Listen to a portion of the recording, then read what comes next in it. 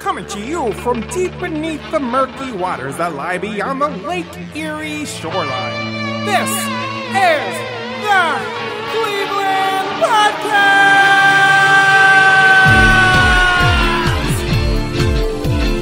With Fred the Mud Monster and South Bay Caesar. Find us online at facebook.com/The Cleveland Podcast or email us at theclevelandpodcast@gmail.com. Now, join us as we journey through Northeast Ohio and the city of Cleveland. Hey, Fred! What's going on, Caesar salad? Not much. How you doing? Good. I guess you could say I'm feeling a little bit pompous. Get it? Pompous? Pompey. Yeah. Is it Caesar? Yeah, Pompey and Caesar are like buddies, and then Caesar betrayed him, and then Pompey betrayed him, and it gets pretty messy. But anyway, outside of bad Roman history jokes, we have a very interesting guest today. Hi, my name is Scott Ocon. I am the owner of Tours of Cleveland. Tours of Cleveland. Yeah, we do walking tours of downtown Cleveland. Ooh, and how long are those tours usually? About 2 hours. Oh, wow. That's a good little workout there. It's not too strenuous. That's fair. I know when any walking tours I've done in my life have been food tours. So we just go to a market and then we just eat all the calories. Anything we lose, you just gain it back through just eating these various different things. And Cleveland does have food tours, and we have bus tours, trolley tours, Segway tours. We've got quite a lot. But we specialize in walking tours, which is good. You know, you definitely need that. I actually been on the Lolly trolley tour. You know, I actually got on that thing when I first got to Cleveland. We were in like this like pre-orientation group for Case, and all of a sudden they're like, "Hey, we heard you're good at rap," and I'm like, "What? Who told you that? I didn't say anything." It's like people know things about me that they shouldn't know. And it's like, "Can you write one for us?" I'm like, "Oh no." So I wrote a rap about Lolly the trolley, and I got. Do you remember it? Oh God, it was a couple of lines. It was like I kind of wrote the theme of Biggie's Notorious B.I.G.'s "Hypnotize," and so I just did it on the rhythm. Yeah, and people were like, "Wow, that's actually really good." I'm like, I feel so corny right now. I've never heard your improv rap. Oh, I wrote it down. I can't do freestyle off the top of my head. I think too many ideas, and I try to get clever, and I'm like, let's put it in metaphors. I like metaphors. All right. One of these days, we're going to have a Fred hip hop song at the intermission. Just have a kittens. Your own version of Mittens the Kitten. Oh, gosh. I don't even want to think about that. But anyway, of course, since we have a walking tour guide, a tour guide specialist. A downtown specialist, which I don't think we've had a episode yet that specifically was about downtown. Yeah, we kind of tend to be like the greater Cleveland area, so it's a change of pace. It's a good change of pace to talk about downtown, because I know a lot of people really love the downtown area and the renovations that have been made too. I like downtown myself. Yeah, do you live downtown? I live in West Park, so I live in the city. Okay. But I don't live downtown. I think, though, downtown's kind of the core of everything. And for the walking tours, kind of really where people can get the most bang for their buck. Right. Because we can see so much in that 2 hour period. Oh, yeah. And we can walk to everything. Right. That's kind of the key there. And that's why I chose to do my tours downtown. And there are other great neighborhoods, Ohio City and Tremont and University area here. But for me, starting out, downtown's where we start. Maybe those are tours later down the line, but I've chosen to concentrate there. Yeah. Anytime I visit a new city, that's the first thing I do is I just like going downtown and walking around and kind of getting a vibe for what the city's like. Sure. Yeah. And I agree with that sentimentality. I too try to get toward the downtown area. Although sometimes it's weird. Some of the cities are downtown, like they have like multiple downtowns. Like, they have the financial district or they have the residential, and you kind of go, which one am I supposed to go to? Luckily, Cleveland's kind of just go down Euclid. I think when I went to Philadelphia, that was like the one where I walked the most. I went from the Liberty Bell down to the Rocky Steps, and then I walked back, and then I went to Chinatown, and that was a fun one. I lived in Charlotte, North Carolina for a while, and it wasn't called downtown. It was called Uptown. Really? Oh, Yeah. interesting. Yeah. Trying to sound different. It was a little more sophisticated. Oh, yeah. Sounds like something a Carolinian would do. What is the difference between downtown and uptown? Like the definition. I don't know. Beats me. All right, I'm going to look it up while you guys talk. I guess like downtown would be more if you're going to the center of town, and uptown would be kind of going to a more northward part of town, like kind of like outer, I suppose. I guess if your city's large enough, you could have all of that. We do have a midtown here. So, Yeah, we have a midtown and uptown. But yeah, in Charlotte, they officially changed the name from downtown to uptown, and that's how they market it as uptown. I see. So it's a marketing ploy. Interesting indeed. Ooh, that is indeed quite fascinating. Well, you have all those interesting cities, like, really for New Orleans, downtown's really just the French Quarter. Sure. But no one calls it downtown. It's like, we're going to go to the French Quarter. Right. Which, if you've been to the French Quarter, it's about as all the rumors about it are true. Yes. There's a certain effervescence that certainly comes out of those streets. All right. According to wordreference.com, uptown can refer to a residential area just as downtown can refer to a business district. In the case of a town or city that has a downtown area, so named because it is the lower area of the city, then uptown would simply be the higher area. Finally, uptown can be used to mean fancy or fashionable. There you go. Well, I guess speaking of downtown, uptown, or whatever town, how long have you been in a business? Sure. So I have started the company back in April of 2018, so going on 2 years now. And I've actually only lived in Cleveland for about 2.5 years. Oh, really? Yeah. So I am not a native at all. I can't see that's us too. This is kind of the theme of the podcast, actually, which we read that before we, reached out to you. Sure. That you weren't from here. So yeah, right. Kind of the theme of the podcast is this is a view of Cleveland from people who aren't from here. Yeah. So it works out perfectly. It's so weird that us outsiders suddenly claim it was interesting because we talked about it in our last episode about how there's gaps, right? Little spaces that people can kind of take on that role of leadership of sorts. Right. And again, all three of us have kind of grasped it, even though we are not from here. We just thought, hey, I like it here. Well, let's try this. And all of a sudden we have our namesake on it. Sometimes I think that outsiders appreciate cities more. Yeah, sure. I would agree with that totally. Right. Yeah. Like, some of the people I know who have lived here their whole life just want to go down to B-Dubs by their house, I'm like, no way. I want to go to all the local places, Right. That being said, as we spoke about in the last episode, Cleveland is kind of a locally minded town. Yeah. Yeah. That was one thing that we noticed when we moved here. There's not a lot of chain restaurants, at least within the city part. Of course, when you go to the suburbs, you find a lot of that. But, there's some fast food places, but there's a lot of local restaurants, even in our neighborhood. A lot of local restaurants, a lot of local bars. Everything was very different when it came to that. Yeah, every time I see one of the local alternative newspapers getting excited about a chain restaurant moving in, I'm like, oh. It's like, it's just a chain. It's not like another chain's going to be really fancy. Except for that one McDonald's, though, down in Independence. That is fancy. You guys know what I'm talking about. The one that looks like looks like a bank. I drive by it daily. I have seen that one. Yes, I actually took a nap in there, it was a nice nap. I'll tell you what. Although they kind of questioned me, it's like, "Sir, did you buy anything?" I was like, "I bought 2 burgers." I was like, "Oh, excuse us." Well, is that the standard? If you buy 2 burgers, you can take a nap in McDonald's, the fanciest McDonald's in the world. I felt full enough. Well, actually, I argue the fanciest McDonald's are in Scandinavian countries. I don't know about y'all, but I've been to Denmark, and let me tell you, those McDonald's, they don't really sell burgers; they sell fish. Have you ever been to the McDonald's? I think is it in Pennsylvania or New York, where McDonald's is like right on top of the highway? Oh, I know what you're talking about. No, that one's pretty cool. But I guess we're not really here talking about McDonald's. Yeah, we're going to talk about food though, because we wanted to ask you a particular question that we may have not given to you beforehand. May or may not have. May or may not have. The top 5 downtown restaurants, in your opinion. Sure. So one of my favorite restaurants and one that I recommend a lot is Zanzibar. I don't know if you guys have ever been down there. Where's that? It is on Prospect. Okay. It is a soul food restaurant. Oh, is that the waffles and fries? No, that's a different restaurant. I know what you're talking about. Oh, this is different. Okay, because I'm thinking of the one in Shaker Heights. I had their chicken waffles. It was all right. I think Zanzibar does have another location. So maybe that could the same be one? Okay. Yeah.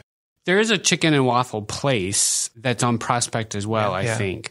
I've never been there. Okay. But Zanzibar's great. Really good food. I mean, I am from the South, so a good soul food restaurant is really good. That's one of my personal favorites. And what I always tell my guests on the tours, one of the few restaurants in Cleveland where you can get Kool-Aid on the menu, which is pretty cool. I would totally get that. I have to say, though, even I, who technically from last city in the north versus the first city in the south, Baltimore, I kind of don't get the chickens and waffle hype. I'm sorry. I don't quite fully get it. I had them and I go, chicken, waffle, I don't know if they really combine. However, I don't know if, however, in South Carolina, they have like these, and for breakfast, they have like fried chicken and donuts, which that does work. That slaps. But I still don't get the waffles and chicken, but maybe I'll get there eventually. What's your favorite flavor of Kool-Aid? Probably grape. I like tropical punch. It's tropical punch or nothing for me. Okay. Yeah. I like both, so. They have grape and they have red on the menu. Wonder which one's red. It's either I think cherry it's cherry. Yeah, I'm pretty sure it is cherry. If I had a second, it would be cherry. Other restaurants downtown, I like the Marble Room. That's actually one that I recommend a lot for my guests. But I usually tell people, go have a drink there. Let's be honest, it's pricey. And sometimes, especially if they're a large group, it's kind of hard to make a reservation because they're usually pretty full. But the building itself is what really sells it. And that's what I always tell people. Go in and have a drink because the restaurant's built inside the old bank. Okay. And it's absolutely stunning. Oh, this is inside the rotunda? No. This is just a couple blocks down. Okay. It's what would have been the Guardian Trust Bank originally. And when it was built to resemble a basilica. And it was said to be the shrine to commerce when it opened. And it has all these big, beautiful columns in it. It's gorgeous. The atmosphere really sells the restaurant. Yeah. Nice. Which street is this exactly again? That's on Euclid. Oh, okay. Then I know where it is then. You know where the Holiday Inn is? It's in that same building. Yeah, okay. I feel like I know where that is. I feel like we're learning some new places that we're going to have to go visit. Go to. Yeah. I mean, we got to save up our money for the Marble Room. Yeah, we went there because we had a gift card. Okay. So the truth comes out. Yeah, and we went there for lunch.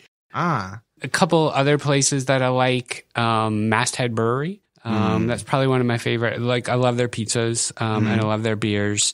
And then the Italian restaurant across from Playhouse Square, Ciabreo, I think that's how you say it. Oh, I know what that is. Yeah. I've not been in there. That's actually really good. A few times that we have season tickets, so we go see shows all the time.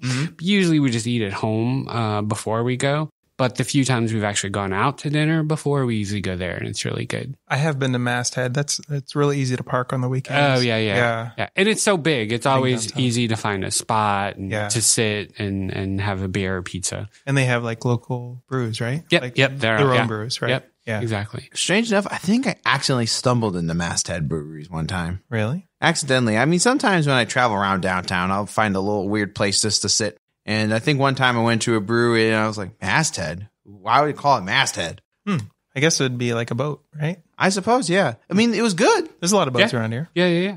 We're on Lake Erie. And if you wanted a number 5, although it's not really local. I mean, there are other places in the States and then, of course, in Germany. But the Harper House. Oh, yeah. Oh, yeah. I've seen that so many times. And that one's right by Playhouse Square. Yeah. To me, though, even though, yes, it is, I mean, you can say chain because they do have other locations here in the States, but it's still very Cleveland, I think. With all the German roots that we have in the city, it feels very Cleveland to me. I'm not sure if you can relate to this, but as somebody who walks around the city a lot, when you first get to the city, it's kind of a triangle. It's kind of hard to get your bearings. And then once you walk it, you become more familiar with it. I did the Playhouse Square tour earlier this year. Yeah. Before I took that, I didn't realize that Harper House was like right in the back, like right out the back door. Right. Yeah. You go out to the parking garage. So that's a great thing to do right after a Playhouse Square event. Yeah. I actually went to there's the Harper House. I think there's one in Nuremberg, I think. Yeah, they're all in Germany, yeah. Oh, well, I've been to the one in Nuremberg, so that was good. I'd say the pretzels were fantastic. If somebody's visiting the city for the weekend, like if somebody came from out of town and they've never been to Cleveland before, what's something that you would recommend them to do? They have 2 days in the city. Sure. So, and again, speaking downtown, because, there's still other great things in Ohio City and in the University Circle and all that, but downtown. I think we're being liberal with the use of downtown. Okay. I think we could venture into maybe Ohio City, Asiatown, maybe Tremont. Okay. Yeah. Well, first of all, downtown for sure, you got to go in the arcade and you got to go in the Cleveland Trust Building, which is the Heinens. Those are two absolutely, you can't leave the city without going in those two buildings. Because to me, they're the coolest buildings in the city. Of course, you have the Rock and Roll Hall of Fame. I mean, I know a lot of people kind of like, oh, it's the Rock Hall. It's just a big tourist attraction. Well, it is. It is. It's the biggest tourist attraction we have. And without it, I don't think, we would see the resurgence that we have of tourists coming into Cleveland. Right. So, Right. And if you live in the city like I do, it's free to go. So why not? Exactly. Yeah. And then even if you don't live in the city itself, people live in the county, get a discount to go. So what's your favorite thing about the Rock Hall? I always like all the costumes and stuff, or the outfits and things. There's one area in the middle where there's like David Bowie's stuff. Yes, yeah. And then some of their special exhibits are pretty cool. Like the last time I was there, they had all this stuff about music on television. So obviously MTV, but even things like the Sonny and Cher show and the Monkees and just that type of stuff. That was a pretty cool exhibit. Yeah, Michael Jackson's glove. Yeah, that's there. Yeah. Which I used to convey why Cleveland's better than Baltimore in our previous episode. Definitely took our guest aback. Okay. He had no answer for that. It's like Michael Jackson's glove, though. Michael Jackson's glove. Even the white sparkly one, right? Is the white and sparkly? Yeah, it is. Yeah. I can't exactly remember. There's so much Michael Jackson memorabilia in there. The other thing I would say is go to the Soldiers and Sailors Monument while you're downtown. A lot of people don't realize you can go in the monument. I'll get a lot of people like, oh, really? That's open? Yeah. I didn't realize that for the longest time. Yeah. And it's very cool because all the names are inscribed in there. And really, it's just as beautiful on the inside as it is on the outside. And the folks that work there are really cool. And they will tell you as little or as much about the monument that you want to learn. Like they'll leave you alone, but if you want to know, they will. They will tell you everything. So they're really good. I always recommend that people, check out what's playing at Playhouse Square, and if you have the time, go see a show there. Especially if you're visiting from out of town, if you can get a ticket, especially if you're like here on work and it's just you. You never know where you can find one, there's one spot and you can get maybe like a really good seat for a really good show. Oh, that's good. So I always recommend that. If we are branching a little bit out of technical downtown, we have to go to the Christmas Story House. Absolutely. I kind of personally rank that as our number 2 tourist attraction. Yeah. We actually did a tour or an episode there. Very cool. Yeah. Right, which puts in the same sense as Geraldo Rivera. There you go. Fun thing. I think I told you this. Oh, I showed it to you. I bought leg lamp little ice cubes. I lost it I lost it because my family came in that day. I think they just took it. It's like, this is ours now. So if I falsely accuse you, family mud monsters, please defend yourselves and write a mud letter to me. Thank you. And probably the last thing I would say downtown. This is number 1. No, just this would be number 5. I guess. 1 of 5. Yeah, okay. And I didn't do them in any particular order. Okay. To actually do the observation deck on Terminal Tower, which is not open all the time. Right. And I don't think it's open now. The last time I checked, there weren't any availability. They probably will open around March or April again. Mm-hmm. And when they're open, they're usually only open on Saturdays and Sundays. And I always tell people you can't walk up and get a ticket. You have to buy them online ahead of time. They're time tickets. And I think one of the best things about that is it's right by East 4th. Well, it's right there at Public Square. Yeah. You're not far from there. Right. So right after you get out of there, you can go and hang out at East 4th and get a drink or get some food or go to the arcade, go to the Trust Building. Yeah, they're all right there. Yeah, right. exactly. Actually, you could go anywhere. I mean, it's close to West 6. It's close to East 4th. It's close to pretty much everything in downtown, right? Yeah. I mean, pretty much once you hit downtown, you have access to all the sites that that Scott mentioned. Yeah. Right. Well, and then I have to say, go on a walking tour. I mean, that's really one of the best That's number one. That's the number one. That's the way to see the city. But we know what the actual number one is. Listen to the Cleveland podcast. That's the number one thing. There you go. But speaking of the Cleveland podcast, we have a couple people who also had their say on favorite things to do downtown. All right, I'm going to Reddit first. Suplexigo. They have weird names on Reddit. Said he agrees with you. Soldiers and Sailors Monument is cool and free to visit. The library is also great. Yeah. The Special Collections Department has an incredible amount of historical artifacts and invaluable old books on display. It's free to visit, and the workers there are great. I would agree with that 100%. A tour that I do on Mondays called Cleveland from the Inside, we actually go up to the Special Collections Department as part of our tour. Wow. Ooh, that's good. Yeah. Good job, Suplexigo. Yay. B Jimmy 24. Sounds like a rap name. SoundCloud. Check out his SoundCloud at BJ24, where you can go to BJ's for 24 hours a day. I'm so sorry.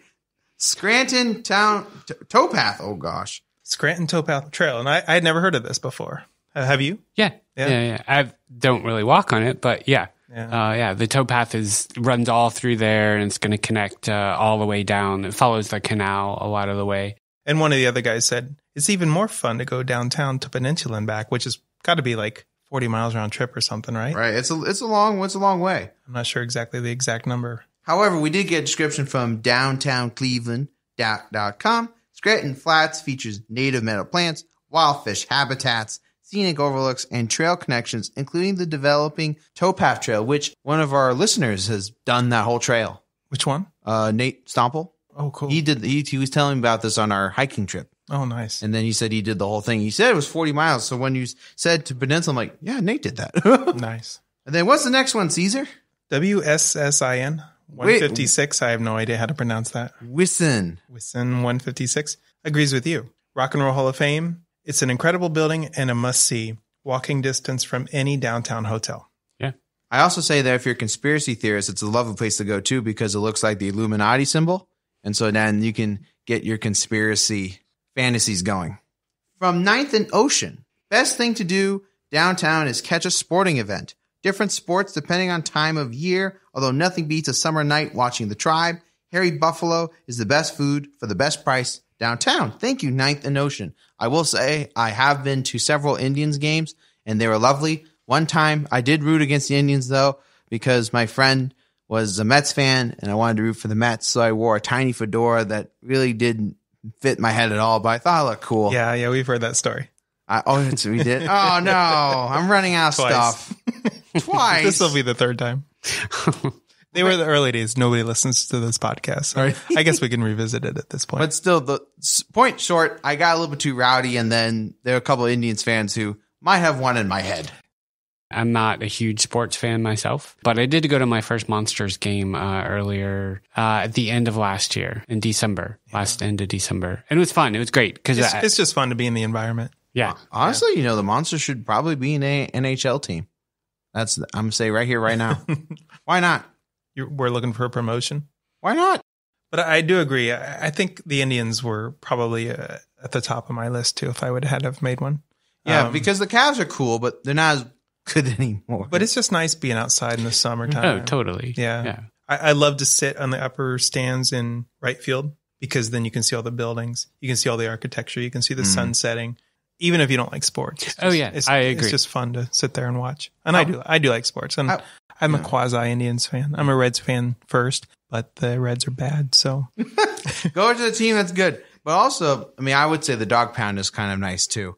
Particularly since we had those seats to watch. It was only a practice, but it was kind of nice to be there where so much has happened on those seats where, it's the infamous dog pound seats. I do say that is a unique experience. However, do prepare to potentially be sunburned. You know what, though? When I was a little kid, I went to the actual dog pound, the old one, when it was just bleachers. And it was so much more crazy than it is now. Oh, I can imagine. Yeah. It was a different time and a different place. Absolutely. And then we have a couple of then we have some stuff from Facebook. And I do believe we have a listener from our podcast who made a comment, Lee from Beechwood. What does that say, Caesar? Right. Wild Eagle Saloon, Barrio and Punch Bowl Social for good food, things to do. You can watch sports and stuff like that. Stuff like that's the really important part. I'm going to go downtown for stuff like that. I might disagree with Punch Bowl Show, so I get it, but it's just so big and it's just so loud and crowded. I mean, I will say though, if you like the very big bar scene where it's a little bit clubbish, it's perfect. Lots of pretty girls in there. Yes, you could say that. Yeah. But maybe we should steer away from that. I'm not steering away from it. All right then, Casanova. But still, I mean, if you really are into that the big bar type of situation, Punch Bowl is perfect. I'm just not the type of guy. I'm more of an intimate, have a seat, buy a drink of brandy, buy a fire, and then maybe I pull up a pipe and I go, "Good evening. I'm going to tell you a story." Have you been to the vault? No, not yet. You should go there then. Oh, interesting. Okay. What is the vault? The vault's the bar. It's a bar, and it's the inside the vaults that are the Cleveland Trust. Vaults. So all the marble room, the vault. We just need to go through. You talked about that earlier. Well, no, this is a different one. Oh, different. Yeah. So that's the thing, because on my tour, I'm always telling people places that they can go have a drink. So is the vault the one that's in the rotunda? It's underneath. So the vault is underneath the rotunda of Cleveland Trust. The marble room is in a totally different building. Okay. But a former bank as well. I think that's what I was confused about earlier. Yeah. But if you go to the vault, you have to go, you enter through the 9. And go down in the basement there, but it's actually the vaults of Cleveland Trust there. Mm-hmm. And you're having a drink in the vault, which is kind of cool. Then we have Jamie from Akron. Big Bang Piano Bar is something that she recommends. It's probably one of my favorite nightlife bar places to go. Loads of fun, and the musicians are all pretty awesome. It's a great scene before the late night drinks take over. Then it's time to head to Barrio or a Panini's. LOL. I just laughed out loud. Did you see that? Exactly. I love the downtown arcades. The little shops and restaurants and things are unique, and the overall spaces are just beautiful sights to see. The big one with the Hyatt has some pretty cool views from the upper levels. The flats are fun. Depends on your mood, though, which definitely for me depends on my mood. East Bank weekend nights are the typical club scene. Otherwise, there's a variety of scenes and things to see and do. East 4th is a lot of fun. I agree. Just different bars, restaurants of many different types, and you get to walk down it. That's pretty cool, including Lola's, which that's pricey, but it's Michael Simon. Yeah. Michael Simon. And East 4th is kind of like there's no cars that go down that road, right? Right, none. Yeah, at least part of it. Right. Yeah. And you walk up and down the street, and there's like a lot of places you can visit in a very small amount of space. And then Jamie from Akron also says the Ohio City Gordon District in Tremont, although a little bit far from downtown, there are good places to go as well. Brunette's is unique. West Side Market is an icon. All the breweries and microbreweries. And, of course, Sweet Moses. I don't know if you guys have been to Sweet Moses. I have not been there, but that is on my list. It's good. It's great. Yeah. I'm still sold on Mitchell's. Yeah. And that's usually where I tell people, I'm like, you have to go to Mitchell's while you're here for ice cream. And that's like a local chain, and there's a few of them around the city, right? Yeah. The Ohio City one's the one that was in the old movie theater. That's kind of the coolest one. But that's the best one. Oh, is that the one where you can watch them make the ice cream? Yeah. Oh. 2 episodes ago, Matt was telling us. Yeah, Matt was telling us. Yeah. And then one last one. Steve, who replied to our question that we posted on the Cleveland social group on Facebook. Tremont Food Tour, West Side Market. The Tremont Food Tour, and this is from clevelandfoodtours.com. Tremont Food Tour explores progression of the neighborhood's cuisine from its ethnic, working class roots to the high-end gastronomic experiences available today. Yeah, there's definitely a lot of good restaurants in Tremont. And more restaurants that were in old banks as well. Yes, it's a big theme we're having today. Old banks are where you should go. Actually, there was a reporter from Germany who went on my tour, and I was kind of showing him the city. And he was here specifically from Germany to do a story about restaurants that were built in old banks. Oh, really? So that's why they flew him here to go to all these different places. And he went to Dante, he went to Cleveland Trust, he went to Heinen's, he went to the Vault. Where's Dante at? I've heard of that. That's Michael in Tremont. Simon? No. Okay. But it's right in Tremont. So yeah, and it was about 6 or 7 different places that he had gone while he was here. All in former banks. Yeah. The story is we used to have banking. Now we don't. No. There's some pretty big banks still here. PNC, Key Bank. They all have huge offices here. Huntington has a huge building right downtown. The old vault in the Federal Reserve is still there. Oh. when they built the new wing of the Federal Reserve, they built a new vault and moved all the money in that. But the old vault is still there. The door is said to be the largest vault door in the world. Wow, that's pretty. All in Cleveland. Yeah. I will say that, fun fact, I actually been within the offices of the Federal Reserve. Toastmasters gets me to so many places that I'm not allowed to get into. That's and awesome. They go, ooh, you're the Toastmaster guy. I was like, yep. And I was like, all right, here's your pass. Go on. We'll see you later. I was like, okay. And then I get access to all these fun little offices. Fun fact, the Federal Reserve offices have a lot of scones. And boy, they were delicious. We, on the Cleveland from the Inside tour, we go inside the Federal Reserve too. No, we don't go down to the vault. All right. Let's take a break. Break time. Break time. Hello. I'm Fred. You may know me as many things. Mud Monster. Sexiest mud monster in the world. Sexiest mud monster in the universe. But more importantly, I'm desperate. What's the URL again? TheClevelandPodcast.com. Do I need to type in www? Sure. Do I need to type in http://mark/? Yes. You can follow us at the website, or you can like us on Facebook, like our posts, and share them. And please do respond to the questions. Poor Caesar is typing at 1 letter per hour. He needs new green leaves, and we can't get that without money. So please, make us big so that way Caesar can get better salad and can type better. The URL is wrong. Type it again. HTTP: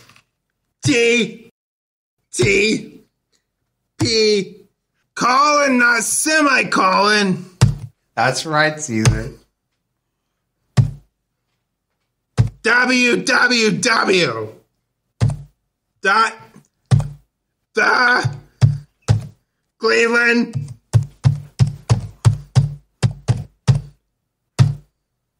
podcast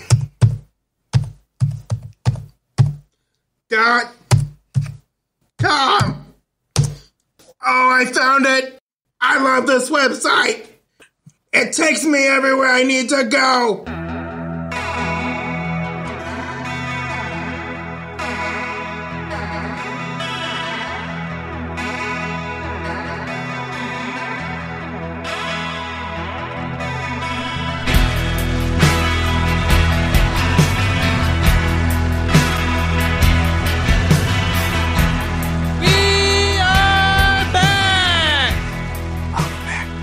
We're not in the library this week.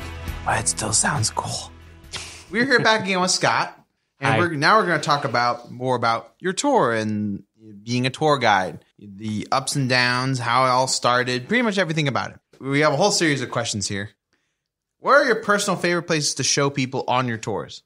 So we kind of talked to a few of these, the arcade, the Cleveland Trust, and Playhouse Square. Those are actually spots that we go into on all my tours. We actually go inside because our tours are a mixture of inside and outside in general. And those are the 3 spots that are my favorite. And honestly, I'd say Cleveland Trust is probably my ultimate favorite, the Heinens. It's just such an incredible building. I haven't been in there yet. I have. Go. I've messed up by living here for 4 years and not going in the Heinens, right? I don't blame you. I just went in there last weekend. Yeah. When you come on my tour, then there you go. Oh, there we go. Nice plug-in. We're gonna go. Yeah, why not? Yeah. Yep. And then I'm gonna wait till it's warmer. Yeah, right. Wintertime's a little bit tough. We're almost through it. This has been a pretty mild winter. Yeah, it's been nothing really that crazy. It was in the 40s just yesterday. Yeah. Now it's a little bit of snow, but even then I was able to walk out with a short sleeve shirt. Wasn't too bad, although I have 2 shirts on, so that might help a lot with the weather. It's good to know how to dress. Do any of the people on your tours, do they have a particular recommendation, or are they kind of just going like, we have no idea what's going on?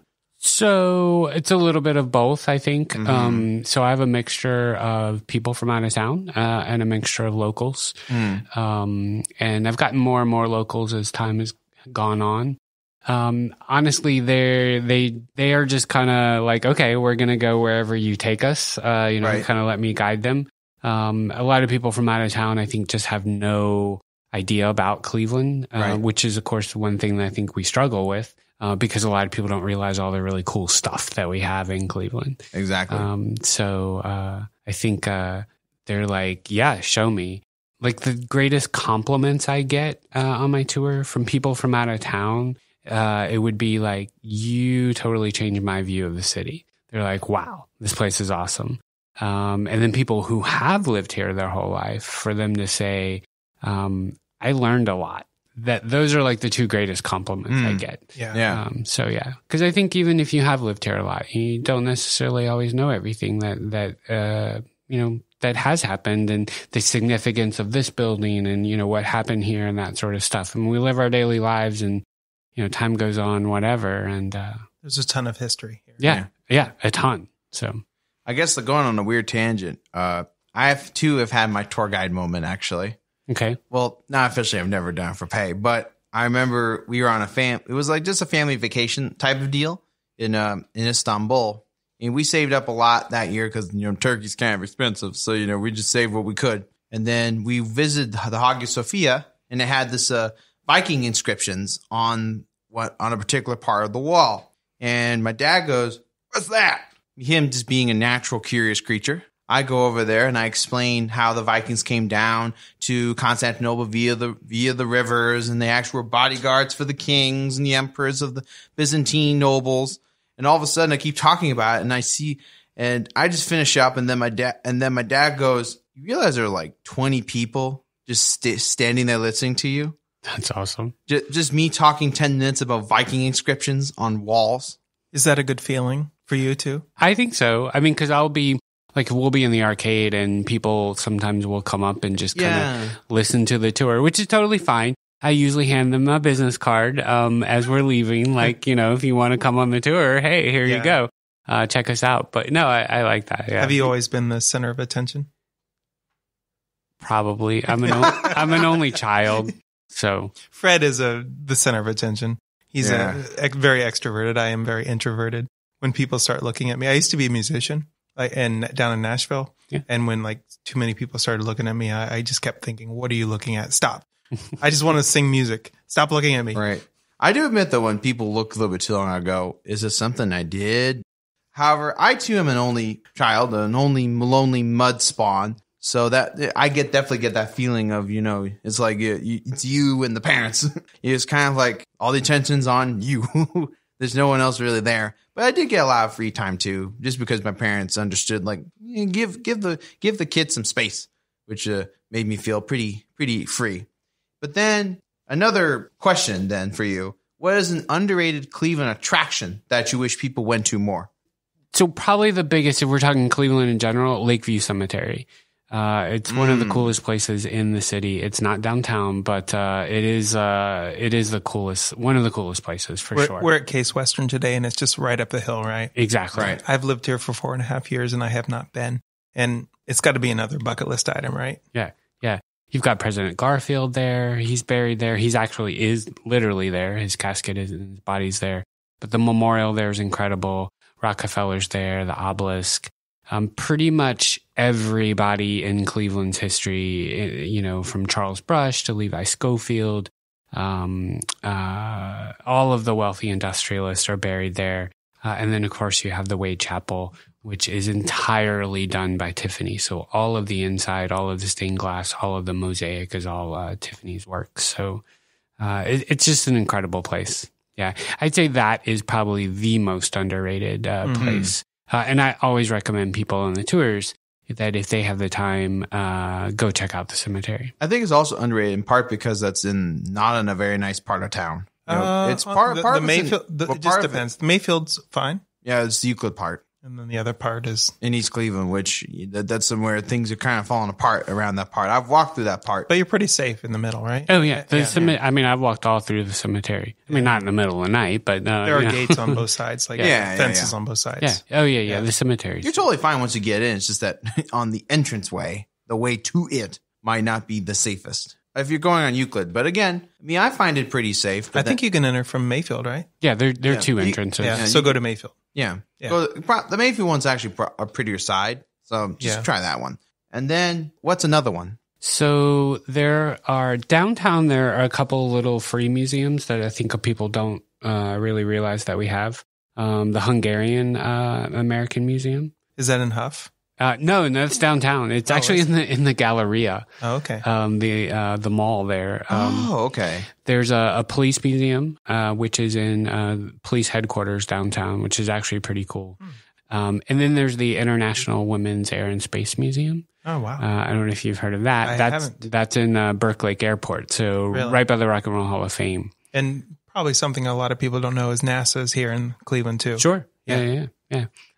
So those are all like three. They're small, but they're all three pretty cool and free museums. Hidden gems. Yeah, exactly. Yeah. That's part of the reason why we started the podcast is like we want to explore these things too. We want to learn. And one of the great things that we experience is that every time we do one of these episodes, we find out that there are new things that we don't know about ourselves. Sure. Well, I'll throw two more out there then. The Baseball Heritage Museum and League Park. Oh, yeah. That's pretty cool. And then there's a museum in Lakewood called the Museum of the Divine Statues. Oh, wow. So it is all artwork taken from Catholic churches that either just closed or were torn down throughout the years. Yeah. So it's everything from statues to stained glass windows to artwork. And a lot of it is actually restored on site. It's a really, really cool museum, and some of the work they have is just amazing. And again, it's one of those things in Cleveland. That's not free to visit, but it's only like, I don't know, $10 or something. Right. Yeah. So I can already guess what one of those statues will be in that museum, the Pietà. Almost every church has a Pietà of some sort. Okay. The Pietà, with, I think it's, I'm not Catholic, so sorry. I think it's like Mother Mary holding Jesus. I'm pretty sure. Yeah. There's like thousands of copies. So I'm pretty sure it's one of those beautiful ones. There probably is, yes. A painting. So, but still, that's pretty great. I did not know about it. So where exactly in Lakewood? Which street? It's on Madison. Oh, okay. Madison. One of the two main streets that kind of go east and west through Lakewood. Yeah. Yeah. There's Detroit and there's Madison. Yeah. And then how long have you been exactly a tour guide? So for about a year and a half. My previous work experiences was not in this field. I was in human resources. So this is a big change. What exactly in human resources? I did benefits. Okay. So I like to say I was the good HR person. So when people saw me coming, they weren't like, oh my God, I'm going to lose my job. Or I'm in trouble. They're like, oh yeah, The worst thing I told people was we're raising your insurance rates. The premiums are going up. But in general, most people liked me. So well, that's good. Yeah. How did you exactly go from, hey, I'm doing benefits to, tour guide? Sure. So we had moved here. We hadn't been here very long, and I did get a job here, and I was downtown. And every day on my lunch break, I'd go for a walk, totally, new to the city, so I didn't know anything. And I'd walk down every street. Some were not so nice and just kind of boring. And then others were like, oh my God. And I literally one day just walked a little further down and I walked into the arcade and I was like, what is this? So I was like, this is amazing. I had no idea this was here. This was my experience when I moved to the city. It's like Cleveland just has a bad reputation. When you get here, it's like, holy crap. Yeah. There's all this amazing stuff. For me, one of the most amazing things was going up to Taylor Road and finding the observatory that we've talked about in recent episodes. And it's like, what is this? How did this get here? I didn't move here voluntarily. I got transferred. All of a sudden, my mind just like blew up and it's like, wow, there's all this amazing stuff here. Yeah, exactly. Why didn't I know about this before? I grew up in Ohio. I grew up 2 hours away. How did I not know that all this like amazing stuff is in Cleveland? And a lot of it's historical. Yeah. And, and I, when I decided to leave that job and I said, hey, I want to start my own business and, try something different. And, I have a passion for traveling. When we travel, we like to do tours. And I've always, wherever I've lived, when people have come from out of town to visit, I like to give, I like to be the tour guide and show them around. And, so yeah, I just said, hey, why not? There's a lot of history. I can do this. I like talking in front of people in my, HR career. I always was up in front of people talking. And I was like, yeah, why not kind of merge all of this, passion with work experience and start my own business? It's it's been a learning experience. Was that a big leap? Yes. Because suddenly you're going from getting paid by an employer to venturing out on your own. Yes. How do you do that? Well, it was a little scary. So I hadn't mentioned this here yet. But we moved here. My husband and I moved here for his job, and he is the pastor of West Park United Church of Christ, which is. And where's that? It's in West Park, Cam's Corner. Okay. In the city of Cleveland. And Cam's Corner is pretty much the furthest most west that you can go inside the city of Cleveland. Exactly. Yeah. And when we moved here, we didn't know anybody or anything. It was all a new experience for us. And we moved here from Northern Virginia. And when we did move here, we remember talking to the realtor, and we would see the prices of the houses, and we were like, "So that's the down payment, right?" And he's like, "No, that's the price of the whole house." And we're like, "What?" We're like, "Wow." You're far away from Northern Virginia. Exactly. So I say all of that because it was pretty scary because, you don't go into being a pastor to make money. There's not a lot of money there.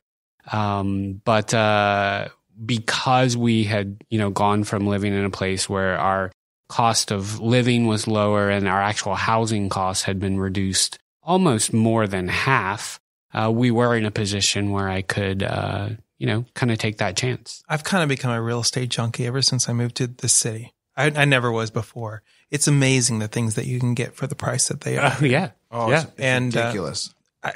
Earlier this week, we were talking about a place in Asia Town, like right downtown, and it's $75,000 for sellers. Wow. And had 3,500 square feet. Wow. And that's crazy. It's unbelievable that this exists. And we did an episode once about a mansion that was on the Schofield Mansion. Yeah. And it was sold for $8,000. This was like a historical, amazing place. Now, that place was that was run down, though. That is a major thing, though. That was run down. They are renovating that, though. It is, right? Yeah, the Cleveland Restoration Society is working on that right now.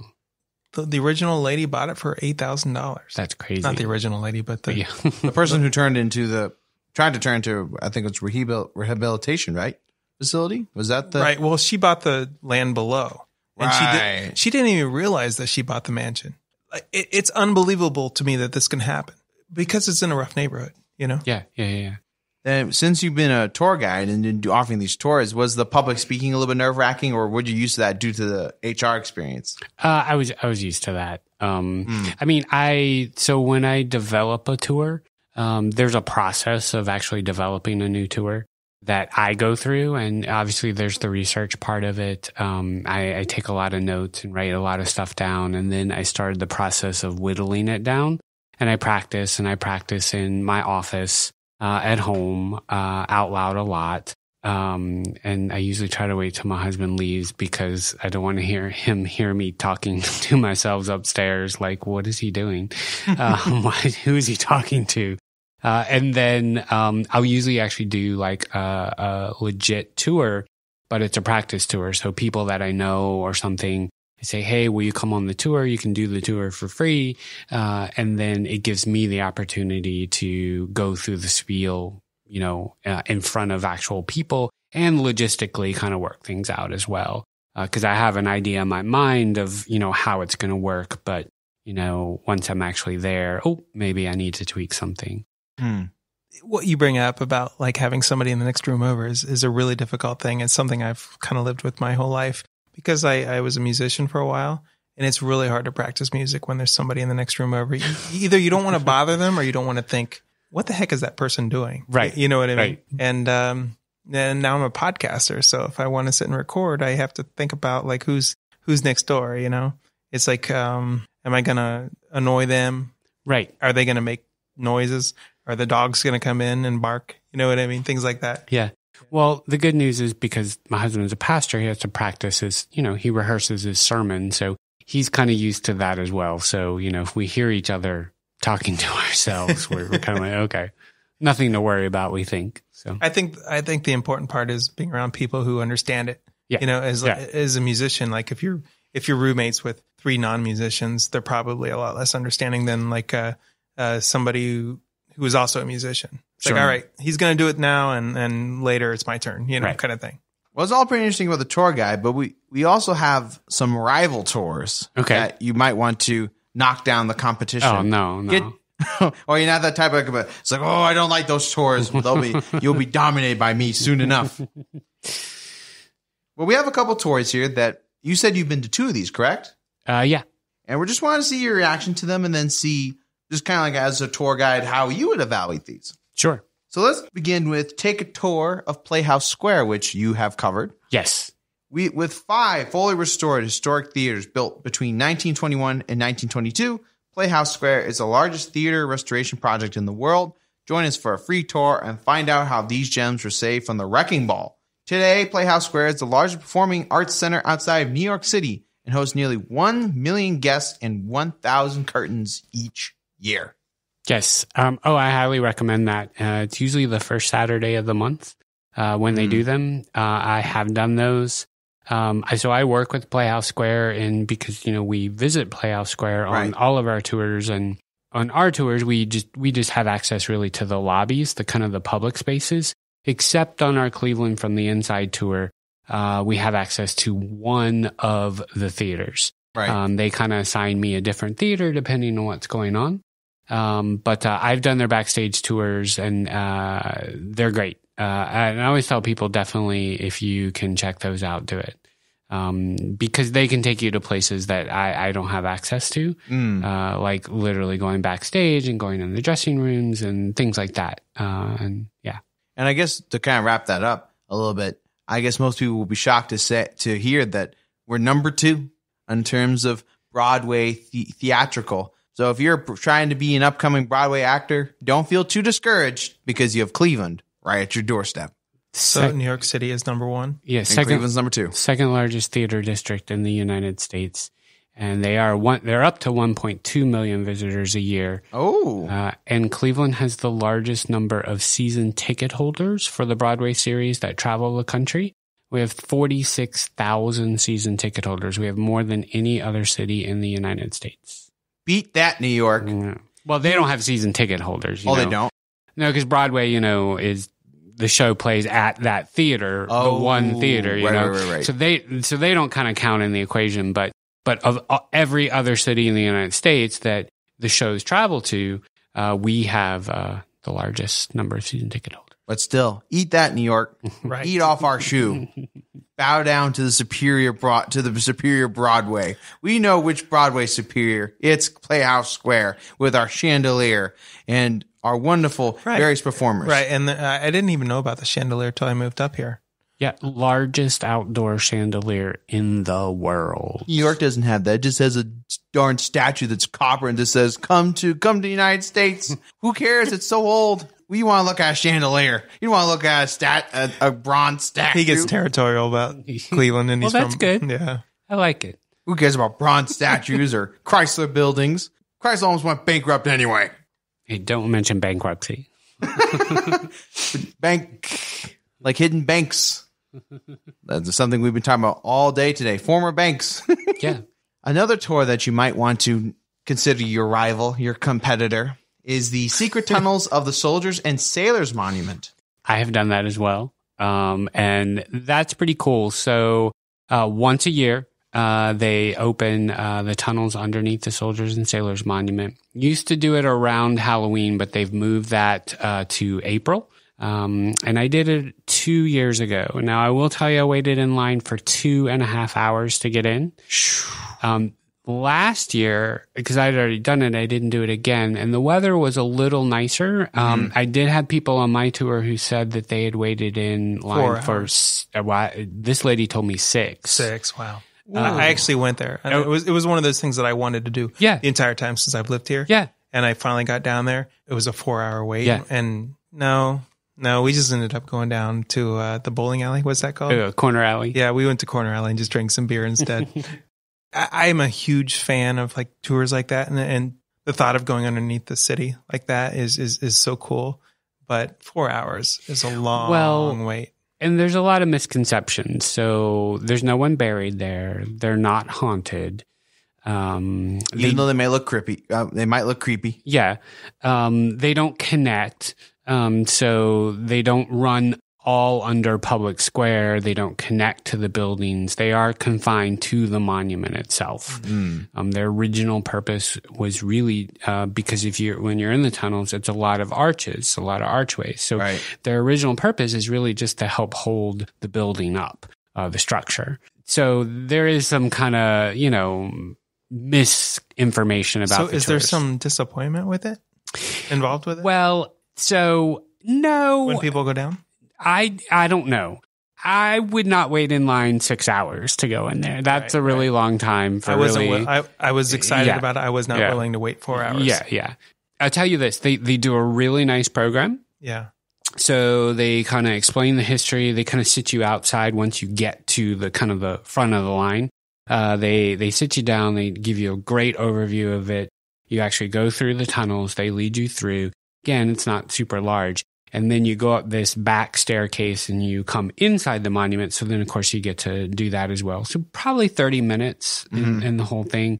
But if you waited in line that long, but the cool thing is, of course, they only do it once a year. So not a lot of people get to do it. So, I can say, I'm one of the few people that have done it. So 2 hours was like nothing. Yeah. Probably at the time you were thinking, I can't believe this is 2 hours. Yeah. But then later you found out that people were waiting 6. Yeah. And then I was like, I don't know if I would do that. But it is cool. It is cool.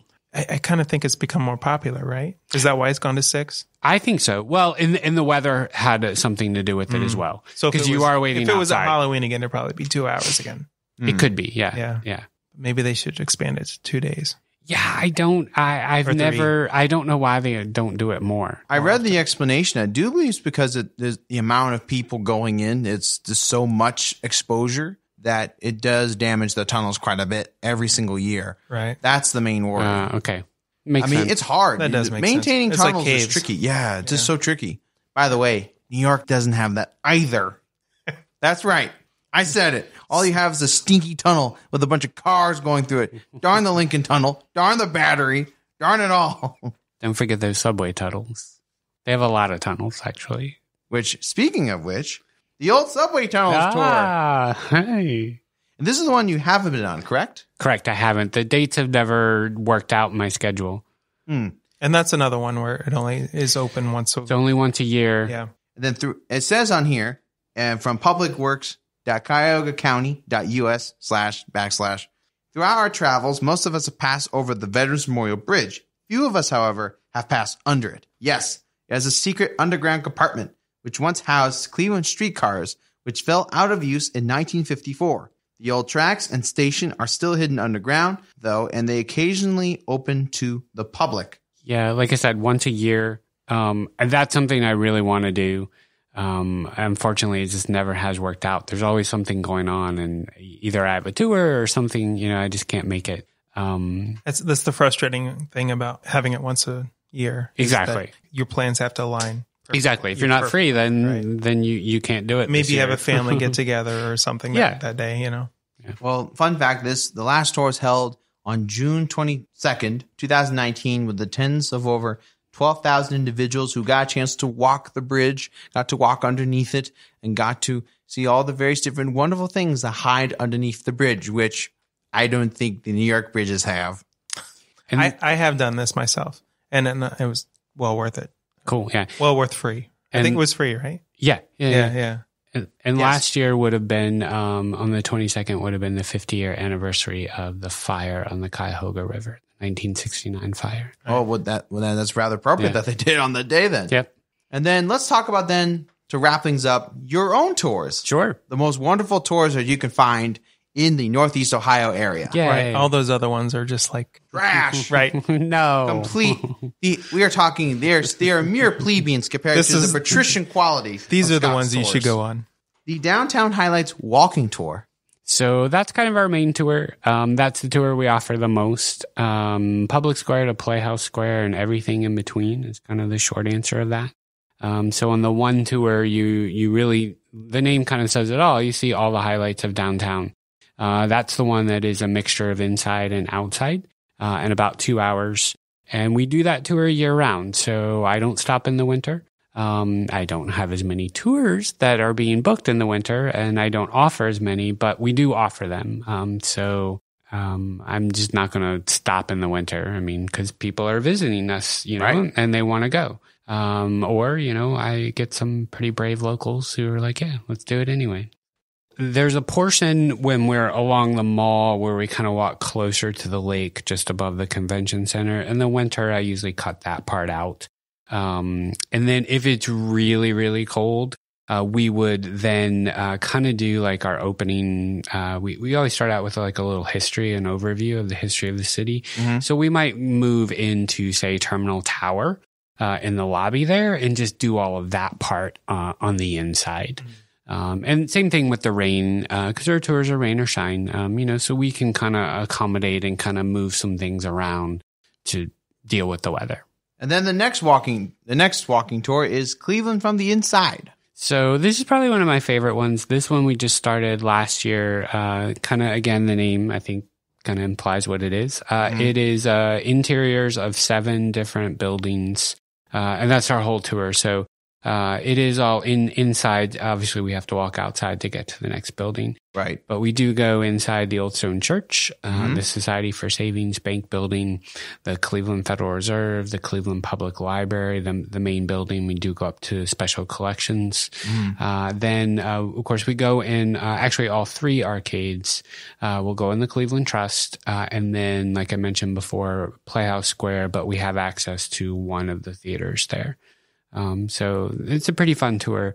That one is just on Mondays. It's on Mondays at 1:00. And except for federal holidays, because a lot of our venues are closed, so we don't do that then. And something when I first moved here, there's a lot of the word arcade is thrown around a lot. What does arcade mean? Because when I think of arcade, at least as a little kid, I thought, sure, hey, Pac-Man. Yeah. That's not what it means here. No. And that's what I tell people, especially younger guests on the tour. There are no video games here. So an arcade would really be like an indoor shopping mall. Typically one that is going to span an entire block. So it's going to connect 2 streets. Typically it's going to have a skylight that runs through it and be full of retail. And they're really beautiful here. Yeah. The one on near East 4th on Euclid. What is that one called? So the arcade is on the north side of Euclid, and then the Colonial and the Euclid are on the south side of Euclid. And those 2 are called the 5th Street Arcades today, but they were historically 2 separate buildings.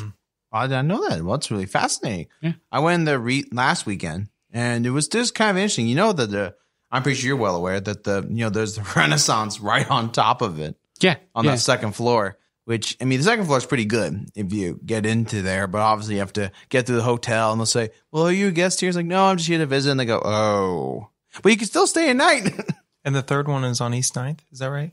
Well, I say the 3, well, are you thinking like the Galleria? Maybe that's Yeah. See, that's something I was really confused about when I first moved here, and apparently I still am. Yeah, the Galleria is over there. It's right. kind of not as active anymore, right? Correct. And the Galleria was something from like I think the 90s is when they built the Galleria. So it's all very new. It was a project that they, and kind of trying to revitalize downtown. Exactly. Okay. And the Euclid and the Colonial, they're called the 5th Street Arcades today, but I say 3 because I still kind of count them as 2 separate ones. Okay. Good to know. And then there's the corporate, school, and private walking tours. So we have corporate clients, which is great. So people doing team building, employee appreciation, client appreciation. We've actually been fortunate. We've worked with some pretty cool companies. We've worked with Playhouse Square. We've worked with Nestle, Quicken Loans. Actually have had a class from Case Western. Professor here. She brings out her gender studies class, and they do our tour. And we are at Case Western today. Right, exactly. Again. Corporate tours. So we've been fortunate with the clients that we've had. And then we've had some school groups too, which have been great. Those are areas where we're always looking to grow. And so we've had some field trips. I've had a homeschool group, and then had a group from Medina, which actually was half American students and half French students. They were over here. They had a sister school relationship, and they were over for a period of time, and they did the Rock and Roll Hall of Fame in the morning, and then they did our tour that afternoon. So, nice. Yeah. I had an interesting story about a French family. They were at a Subway, and then when you were in France? No. Oh, where were you at? This was in Utah. Oh, France and Utah? I mean, well, they're French. They were a French family in Utah. They wanted to see the arch. Okay. And the big Arches National Park. And they're eating the Subway. And then in French, they said, "Such beautiful sights, not such beautiful food." I'm just like, whoa, that's a dig. Subway's not very good. Yeah, I'm like, you picked the that's the most normal restaurant we have. Yeah. You're trying something. It's like more. the McDonald's of the 90s. Yeah, in a way. But still, I thought that was a weird story. But then again, I'm pretty sure these French students were pretty nice. So yeah, they were. They were. And then anything else about that particular tour that you might want to mention? We do private tours as well. Especially, now in the winter when our schedule is a lot leaner. If people are in town and this is in general, if they, don't see a time that works for them, it says on the website, I'm like, just call and ask. If I'm available, I'll do the tour. If I'm not, then I can't. But otherwise, so we can try to accommodate as many people as we can. Can you talk about the virtual tour? Oh, yeah. So our virtual tour is actually something fairly new. I actually just did this, our second one the other week. And so it's actually where I take the tour to you. And where I've done this the most is actually in a retirement home. So folks who maybe, can't really necessarily get out or don't want to walk for 2 hours on a tour, we bring the tour to them.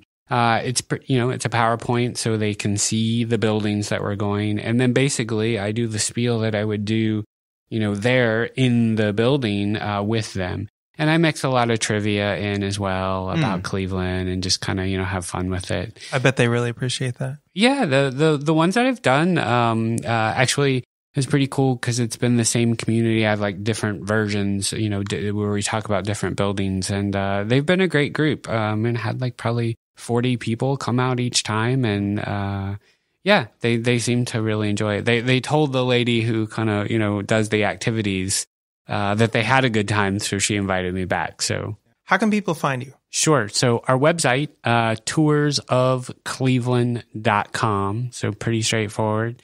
And then you can email us, toursofcleveland@gmail.com. And our phone number is 216-318-3865.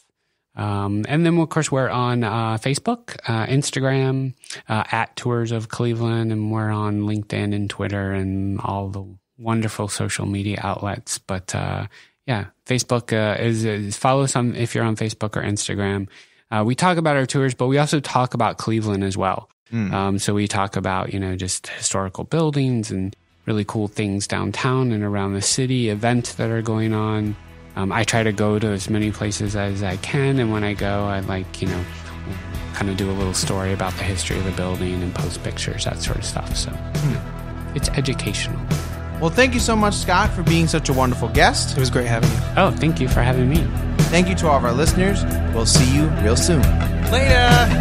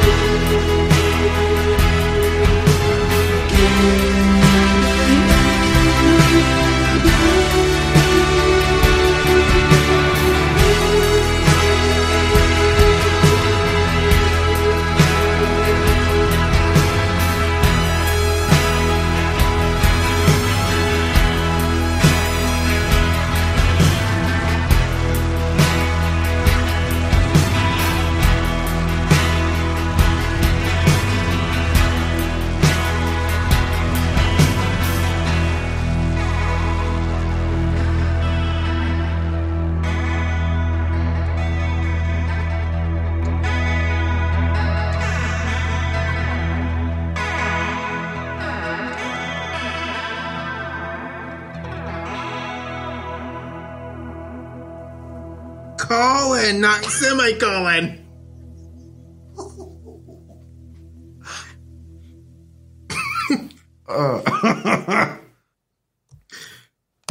Colon, not semicolon.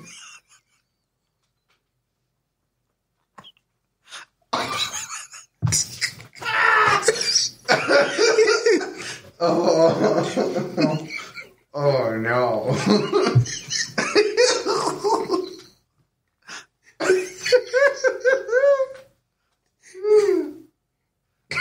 Oh gosh.